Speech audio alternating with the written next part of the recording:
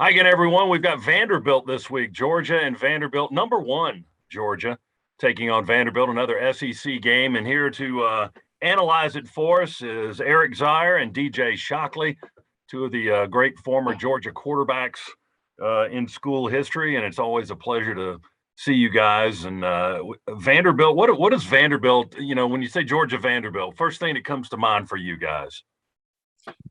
Well, first thing that comes to me is don't take them too lightly because they can step up and beat you. I know when I played back in the early 90s, eons ago now, that Vanderbilt was on a pretty good run and beat us a couple of times. And it was always a very challenging game for us. It's a game that can often be overlooked. I know for the fan base can be overlooked. This is a Vanderbilt team that is much improved from where they were last year. And when you're playing in the SEC, even Vanderbilt, a game that you should win, this is a team that if you're not ready to go and locked in, can jump up and surprise you. And they're playing more at that level, right, to where they can go out and compete. They had a strong performance last week, got outrun a little bit there in the latter part of the game last week against Ole Miss. But this is a team that can get you, so do not overlook them. Yeah, I kind of say the same. I remember when we played Vandy a few times, it was always tough early. And I don't know if it's because it was hard to get up for it or it was an early game, whatever it was, I felt like it was a very tough game, especially in the first half. And we had to kind of step on our own necks to get going there in the second half and kind of make it the game that we wanted to. So Vandy's always been a team that comes in and they're well prepared, they're ready to go. They always feel like this could be their week. And you look around the league and you always say, well, Vandy's playing them close. I mean, I remember last week, during our game, I'm looking up and I'm like, Vandy's beating Ole Miss. Vandy's, they're up, whatever points it is. And you're like, each week it can be you. So I think you got to go into the mindset of this is another SEC opponent. They have a coach that has tremendous pride in his program, similar to what Kirby has at Georgia. And he wants to turn that program around. And why not playing against a number one team in the country and show people that, hey, we're starting to be a better program and play at a higher level and be competitive. And I think that's what makes, Vandy so tough is they're going to play you hard. And if you're not ready for it, you look up, you could be down. 42-10 last week against Auburn. Do you guys think Georgia got better last week? I think they did, Z. I mean, Scott, when you look at how you handle business, especially late in the ball game. And then there were a lot of things that went on throughout the ball game. And obviously Auburn is going through their own struggles. Had a young quarterback. He was, running for his life most of the game. And you can see he was exhausted by the end of it. But I think Georgia did a lot of things really well. I thought you saw some guys play, get some opportunities to step in some spots that really made them play better. Obviously the backs, Branson stepping in as a freshman running hard. We've seen Dejan do it for, last 2-3 years, but he ran hard, he ran physical. I know there's still question marks about, why we haven't thrown it into the end zone or why we haven't had touchdowns, how many, ones we've missed. But I still think offensively, you did some really good things that you can build on. And defensively, you got after them. And that's the most important thing. You bowed your neck on them and you didn't give them a chance to stay in that ball game. And when it mattered, you kind of made them quit. And you can see that toward the end of the ball game. They were ready to get back to Auburn, Alabama for real and not see these dogs anymore. I do think we got better. I would agree with Shock across the board, especially in the second half of the football game last week. What you started to see was how this Georgia team looked the first 3 games of the season. First half, still out of sync just a little bit on the offensive side of the ball. Defensively, I thought it was maybe our most complete game of the year outside of maybe what we saw against Oregon, but I thought we really played well defensively, minus 1 missed tackle. But then in the second half, the offense got back in sync. I thought Stetson Bennett got back into a very good rhythm. We saw an offensive line, really the lines of scrimmage for both the offense and the defense dominated that football game from the onset. While we were out of sync in the first half, you could just feel it was a matter of time before we absolutely took that football game over. But I do think we got back to playing at the standard that this football team can play at. We're still young. We are still learning how to win. We're still learning how to go play to our level of excellence every time we step on the field. And I think for the first time since the first couple of games of this year, when all of those accolades started to flow down onto this football team, for the first time since those first couple of games, first 3 games, I thought this football team got back into a position where they were playing at the level that they're capable of in the second half. And I think that will continue as we move through the season at this point. Shock mentioned the young quarterback for Auburn last week, Robbie Ashford, another young quarterback this week for Vanderbilt, and A.J. Swan, another freshman. What do you see changing from last week to this week as far as the ability of the young quarterback? Shock, you want to jump in? Yeah, man. When you look at him, you say, all right, this is a guy that can absolutely make some plays. The young guy's fiery already. You look at some of his numbers. He's completed over 60% of his passes. Hasn't thrown an interception yet this year. 8 touchdowns to 0 interceptions. That tells you he values the football. And he's going to be a little bit different than what we saw last week. Obviously, the Ashford kid can move around, can make some plays with his legs. AJ's not that kind of, athlete, but he's still a pretty good athlete. But he wants to sit there. He wants to throw it. He wants to give his guys a chance to throw the football down the field and go make some plays. And there's a couple guys on the outside who can do that. But this is a different kind of guy when you think about where he's going to be inside the pocket. And Georgia's done a good job of the way they rush certain quarterbacks. I thought they did a good job of pushing the pocket last week and forcing him to get outside the pocket. And, we probably saw 10, 12 throwaways in the ball game because they just had nothing going.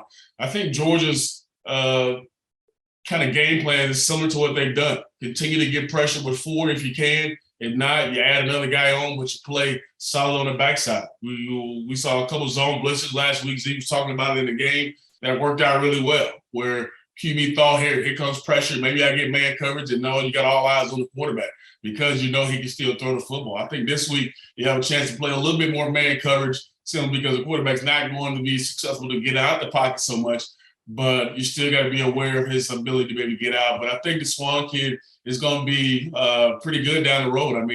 Just from the couple things I've seen, watching him play, he fights hard, he competes, and that's all you can ask for, especially from a young kid. Yeah, to add to that, I think anytime that you're a young quarterback playing against Georgia defenses, right?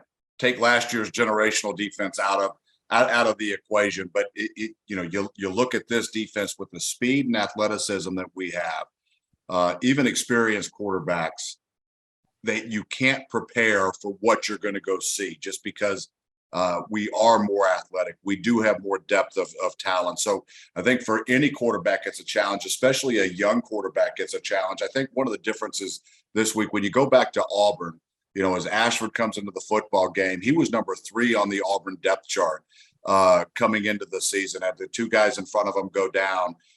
So he kind of got thrust into that role, where this week, you're looking at a quarterback that believed that he was going to be here, and this is where he thought he should be, and he's been the one getting reps. So maybe a little bit more and better prepared coming into the game.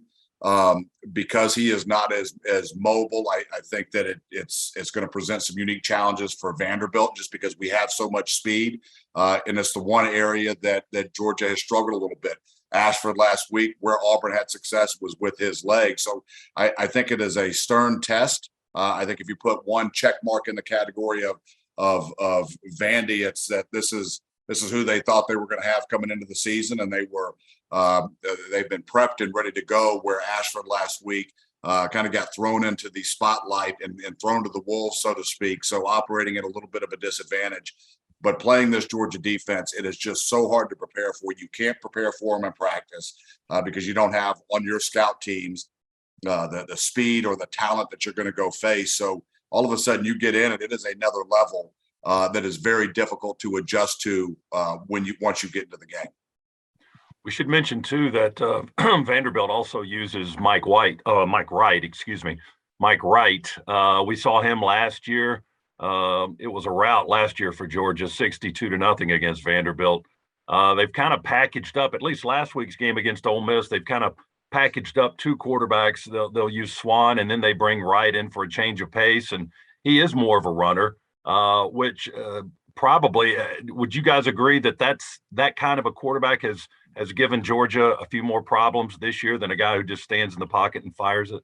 Yeah, it absolutely has. I think when anybody that is stationary and is going to sit back in the pocket against the speed that this Georgia defense has, is going to be challenged. So, I do expect that we're going to see what Vandy has done, which is mixing in some packages and getting a quarterback that is mobile and can hurt you with his legs. Truth is, Georgia's done a really good job, I think, so far this year of reining quarterbacks in. We did a good job in the second half against Ashford of rushing for and dropping back. We had spies most of the second half against Ashford because he hurt us with his legs. I think it's always more challenging to play a quarterback that is mobile, especially a true dual threat quarterback that can hurt you with his arm as well. But you go to a Bo Nix, right, this year and then years past, who's probably the most elusive quarterback that we've seen over the past couple of years. Georgia's done a good job of reining them in. You've got to rush them different. You've got to play them different when they can hurt you with their legs. So, as we go in and prepare for this game, knowing they've got a couple of different packages, we'll be prepared for it and ready to go. And Scott, I'll add something to the fact of what Z just mentioned. And one thing we talked about on the broadcast last week was Georgia's ability to be able to get teams in third and long. And I remember their center coming in last week for Auburn and say, hey, we can run the ball, keep them out of that third down package and we'll be just fine. Well, they were in a lot of third and long last week, and they were in a lot of trouble. And I think that bodes well for Georgia defense. When you got a stationary guy back there or a guy who can move, third and long versus defense is not fun at all. I'm not understanding on the sideline next to Carson Beck and Brock Vanderbilt. And, Carson's telling me, oh, man, wait till you see this. They do this stuff. He's like, I saw this earlier in the week, and I feel bad for him because, he's like, they got guys coming from everywhere. This guy looks like he's coming. He's not coming. They got this guy standing up. So it talks about some of the things that they can do defensively when they get in these third and long situations that makes it hard on any quarterback. So I agree with Z. Regardless of your age, when you get in third and long situation versus this defense, it's going to be tough on anybody, let alone a guy who is in his freshman season trying to figure out where guys are coming from, let alone try to get the football out. So Georgia can keep teams into those situations, whether they got Wright in there or Swan, it won't really matter. Their head's going to be swimming trying to figure out where these guys are coming from. Shock, one thing I feel pretty confident in, I don't think we're going to have anybody from Vanderbilt shooting off at the mouth saying that they're going to come in and just dominate the football game. I think that's done. Guys, what we're just talking about is what other teams have to prepare for Georgia with Stetson Bennett, a mobile quarterback. We saw his mobility last week. Did you guys, 64-yard touchdown run, did you guys think he had that in him?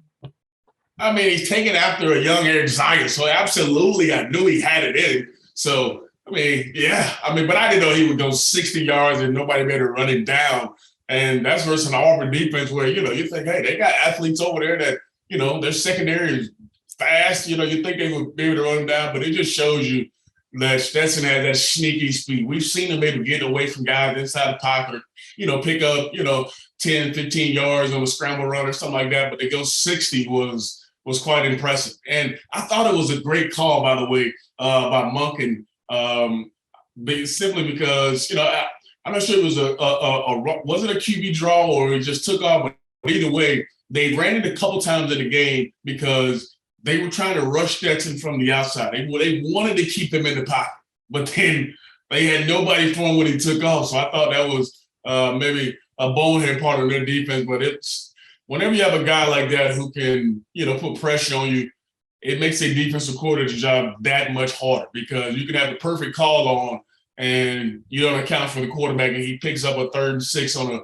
a scramble. It just gives him fit. So I know Kirby talks about it a lot, having Stetson able to use his leg. I heard Monken talking about it before the game. Hey, we want to get Stetson going early. Moving him was a big part of the plan. So he is absolutely a threat to run the football. And any coordinator that comes into facing Georgia, they have to be one of the keys of the game is we got to be aware of 13 running. Shock, just to make sure, and for everybody, just to make sure that we set the record straight. If that would have been me running, I would have gotten 5 yards downfield, even as wide open as that was, and I would have slid. No, To make sure that nobody saw me. I seen the young Z. The young Z can get out.